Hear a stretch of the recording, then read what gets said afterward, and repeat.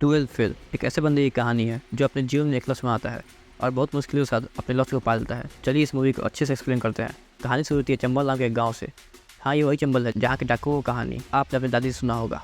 छत पर बैठा मनोज 12वीं पास होने के लिए फर्रे बना रहा है। इसके पिता ने सोचा 12वीं के बाद मनोज पीएंगी जब करेगा, और मनोज की भी कोई बड़ी चाहत नहीं है। मनोज के पिता सरकारी कर्मचारी थे। इनकी ईमानदारी के कारण विधायक को लोगों ने इन्हें चोरी के अंजाम में फंसा दिया। इन लोगों के खिलाफ मनोज के पिता हाई कोर्ट में केस करते हैं। मनोज की मां परेशान हो जाती है कि अब घर का खर्च कैसे चलेगा। मनोज की दादा आर्मी में थे। उनके शहीद होने के बाद मनोज की दादी को पेंशन मिलता था, पर इसकी दादी घर के खर्चे के लिए अपना पेंशन देने से साफ इनकार कर देती है। अगले दिन मनोज एग्जाम देने जाता है। स्कूल में विधायक की अनुमति से चीट करने की पूरी छूट थी कि तभी वहाँ एक नए डीएसपी दुष्यंत सिंह पहुँचते हैं और शायद चीट रोक देते हैं, जिसके कारण सभी बच्चे फेल हो जाते हैं और मनोज पियून नहीं बन पाता है। घर की स्थिति तो खराब थी ही, इसलिए मनोज और उसके भाई ने जुगाड़ चलाना शुरू किया। गाँव में विधायक की बस चलती थी। विधायक के लोगों ने इन्हें जुगाड़ को एक सीमा तक चलाने का आदेश दिया, पर ये उनसे लड़ झगड़ कर दूसरे गाँव में चले गए। वहाँ से आते वक्त इन्हें पुलिस ने पकड़ लिया और इसे बहुत पीटा, और यहाँ तक कि पुलिस ने विधायक के कहने पर इनके भाई को जान से मारने की धमकी दी। अब मनोज दुष्यंत सर के पास पहुँचता है। दुष्यंत सर इसकी मदद करते हैं। अब मनोज को वर्दी की असली पावर समझ आती है। वो भी सोचता है कि अब वो भी डीएसपी बनेगा। मनोज डीएसपी सर से पूछता है कि सर, मैं आप जैसा कैसे बन सकता हूँ। डीएसपी कहते हैं तुम्हें बस चीटिंग छोड़नी होगी। इसके बाद मनोज फिर 12वीं की तैयारी करता है। अगले साल डीएसपी दुष्यंत सर का ट्रांसफर हो जाता है। स्कूल में फिर चीटिंग शुरू हो जाती है, पर इस बार मनोज बिना चीटिंग किए खुद से लिखता है। इसके सारे क्लासमेट फर्स्ट आते हैं और ये अकेला थर्ड आता है, पर फिर भी ये उन सबसे ज़्यादा खुश था। अब वो गाँव से ही BA कंप्लीट करता है। के बाद दादी इसे अपने पास बुलाती है और अपनी सारी पेंशन मनोज को दे देती है। उसकी इच्छा थी कि मनोज कोई बड़ा पुलिस वाला बने। अब मनोज पीसी से तैयारी के लिए ग्वालियर जाता है। रास्ते में इसका पैसा सामान चोरी हो जाता है। ग्वालियर पहुंचने के बाद ये बहुत परेशान था कि तभी इसे पता चलता है कि सरकार ने 3 साल के लिए पीसीएस का एग्जाम बंद कर दिया है। मनोज घर वापस नहीं आ सकता था क्योंकि इसके परिवार वालों ने इस पर बहुत सारी उम्मीदें लगाई थी। 2-3 दिन भूखे पेट ग्वालियर में रहने के बाद एक दिन उसे अपनी पेट की भूख बर्दाश्त नहीं हुई और वह खाना मांगने के लिए पास के होटल में चला गया। होटल वाला इसे फ्री में खाना दे देता है। खाना खाते हुए इसकी मुलाकात प्रीतम पांडे से होती है। वो भी यहाँ पीसीएस देने आया था, पर पीसीएस कैंसिल होने के बाद वो यूपीएससी के लिए दिल्ली जाने वाला था। मनोज ने अपनी ज़िंदगी में पहली बार यूपीएससी एग्जाम का नाम सुना था। वो इसके बारे में पूछता है तो प्रीतम बताता है कि यूपीएससी एग्जाम से आप आईपीएस और आईएएस बन सकते हैं। ये डीएसपी से बहुत बड़ा अवसर होता है। अब मनोज सोचता है कि वो आईपीएस बनेगा क्योंकि उसके पास कोई और फंड था नहीं।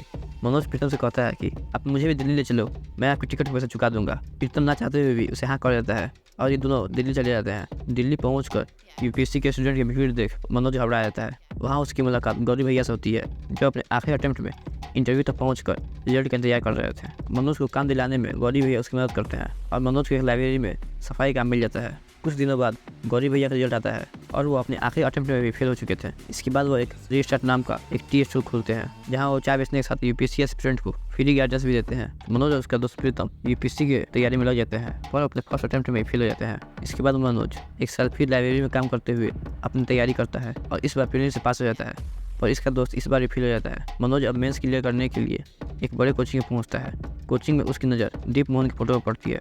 दीप मोहन गौरी भैया का बैच में था और उसने टॉप किया था, पर उसने इस इंस्टीट्यूट से कोचिंग नहीं की थी। पर जब ये बात वो वहाँ के अकाउंटेंट से करता है तो वो उसे बताती है कि हमने दीप मोहन को पैसे दिए थे कि वो हमारे कोचिंग का नाम ले।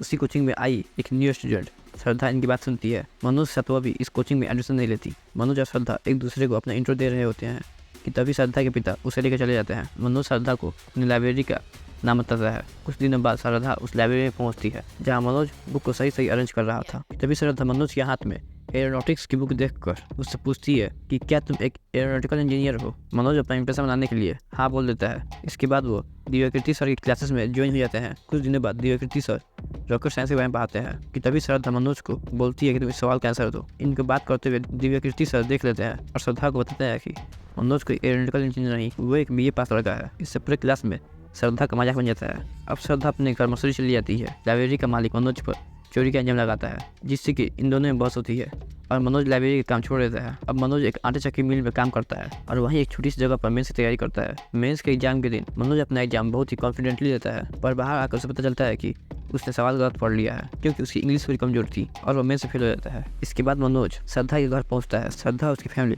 की शादी में गए थे। मनोज श्रद्धा के पास फोन करता है, उसे प्रपोज करता है और यह कहता है कि अगर तुम भी मुझे आई लव यू बोल दो तो मैं तुम्हारे लिए पूरी दुनिया पलट दूंगा। हालांकि ये सीन कुछ ज़्यादा ही फिल्मी था, पर यह फिल्म एक सच्ची कहानी पर आधारित है। पर श्रद्धा उसे वापस दिल्ली जाने को कहती है इसके बाद मनोज अपने गांव आता है, जहां उसे पता चलता है कि उसकी दादी का डेथ हो चुका है। जब दादी बहुत ही बीमार थी तभी उसे मना किया था कि मनोज और उसके पिता को उसके बारे में न बताया जाए, ताकि उनके काम में कोई डिस्ट्रैक्शन ना हो और अपने काम को जारी रखें। वह दादी मनोज को वर्दी में देखना चाहती थी और यही उसकी आखिरी इच्छा थी। अब मनोज वापस दिल्ली जाता है और फिर से यूपीएससी तैयारी शुरू करता है। कुछ दिनों बाद मनोज के पिता उससे मिलने आते हैं और मनोज की हालत देखकर दुखी हो जाते हैं। अब वह बेईमानों के खिलाफ केस लड़ते लड़ते हिम्मत हार चुके थे, पर मनोज उन्हें हिम्मत देता है। कुछ दिनों बाद श्रद्धा दिल्ली पहुंचती है और इन दोनों की बातचीत फिर से शुरू हो जाती है। मनोज अपने थर्ड अटेम्प्ट के पेरेंट्स से पास होता है। वहीं इसका दोस्त प्रीतम अपने तीसरे अटेम्प्ट में फेल हो चुका था। मनोज अपने मेंस के लिए बहुत मेहनत करता है, पर वो इस बार भी मेंस से फेल हो जाता है। प्रीतम इसका सारा दोस्त श्रद्धा बता देता है कि वही मनोज की डिस्ट्रैक्शन का कारण है। श्रद्धा वहाँ से रोती हुई जाती है। मनोज उसे रोकता है कि तभी श्रद्धा मनोज को अपना जवाब देती है और उससे आई लव यू कहते हुए ये कहती है कि तुमने कहा था अगर मैं तुम्हें प्रपोज कर दूं तो तुम मेरे लिए सारी दुनिया पलट दोगे, तो जा पलट दो दुनिया। अब मनोज दौड़ते दौड़ते दीप मोहन के घर पहुंचता है, जहाँ वो उससे मेंस क्लियर न होने का मेन कारण पूछता है। दीप मोहन इसको अच्छे से समझाता है। वहाँ से लौटने के बाद गौरी भैया मनोज को अपना कमरा देते हैं, उसके खाने पीने की पूरी व्यवस्था करते हैं और उसके घर भी हर महीने पैसे भेजने का वादा करते हैं। मनोज गौरी भैया के एहसानों को लेने से मना करता है, पर गौरी भैया उस पर गुस्सा होते हैं और उसे समझाते हैं। मनोज इनकी बात मान जाता है। श्रद्धा अपने पीसीएस मेंस के लिए मसूरी चली जाती है और वह एक टीपी कलेक्टर बन जाती है। यह सुनकर मनोज और भी शिद्दत से पढ़ाई करता है और अपना मेंस क्लियर कर लेता है। पर प्रीतम अपने आखिरी अटेम्प्ट में फेल हो गया। मनोज अपने पास होने की खुशी में बार बार प्रीतम के बारे में पूछना भूल जाता था कि उसका सिलेक्शन हुआ या नहीं। इस बात से प्रीतम मनोज को गुस्सा हो जाता है और यह कहता है कि दिल्ली में तुम्हें लेकर आया और आज जहाँ हो मेरी वजह से हो। इनके आपस में बहस होती है। कुछ देर बाद मनोज श्रद्धा को फोन करके बताता है कि उसका मेंस क्लियर हो गया है, पर फोन श्रद्धा की मां उठाती है और उसे बताती है कि श्रद्धा घर पर नहीं है, पर श्रद्धा वही होती है। दरअसल किसी ने श्रद्धा के पिता को कॉल करके कहा था कि श्रद्धा मनोज के साथ सोई है। ये सुनकर मनोज को प्रीतम शक होता है और उसका शक बिल्कुल सही निकलता है। मनोज की इंटरव्यू के दिन श्रद्धा पहुंचती है और उसे तैयार करती है और मनोज इंटरव्यू देने जाता है।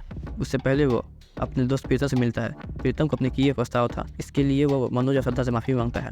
मनोज अपना इंटरव्यू देता है और वो पास हो जाता है। एक साल बाद मनोज दुष्यंत सर के पास रहता है और उनसे आशीर्वाद लेते हुए बताता है कि मैंने चीटिंग छोड़ दी और मूवी की हैप्पी एंडिंग हो जाती है। यह मूवी में जीवन कुछ महत्वपूर्ण सीख भी देती है। अगर किसी चीज़ की आपको चाह है पर वो आपको नहीं मिला, इट मीन्स वो चीज़ आपकी कभी थी ही नहीं। जैसे मनोज उस दिन अपने 12th एग्जाम में पास हो जाता तो एक ट्वीन जब कर रहा होता। कभी कभी किसी के मुंह से निकला हुआ एक छोटा सा शब्द किसी की ज़िंदगी में क्या इम्पैक्ट डालते, ये शायद उसे बोलने वाला भी नहीं जानता। जैसे दुष्यंत सर से मुंह से निकला हुआ शब्द चीटिंग छोड़नी होगी मनोज की पूरी ज़िंदगी बदल देती है।